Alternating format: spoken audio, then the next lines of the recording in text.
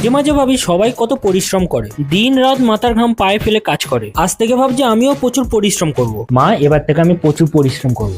গরমে মাথা ফাতা খারাপ হয়ে গেছে, চুপচাপ জলটা নিয়ে আয়।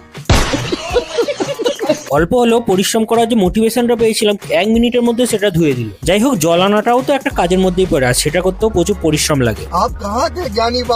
আর যেহেতু মোটিভেশনটা ওয়েস্ট হয়েই গেছে, তাই ভাবলাম যে একটু টাইম ওয়েস্ট করে নি ছাদে হেঁটে। তখনই দেখে মানু আমাকে খুঁজতে খুঁজতে উপরে আসে। কি গো মানু, যাবি কেন আজকে? দুপুরবেলা তো ঘুমিয়ে পড়েছিলাম আমি। একদম শেষে গেল।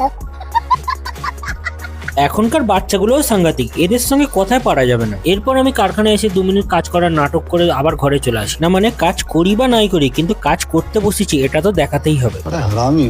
এরপর দেখি দীপ ঘরে এসে বলে বাজারে যেতে হবে। কি ব্যাপার ভাই, এত রাত্রিরে বাজারে আমি? ভাই বলিনি স্যার, গার্লফ্রেন্ডের জ্বালায় ঘুম উড়ে গেছে, ঘুমের ওষুধ কিনতে যাবো, চল তাড়াতাড়ি।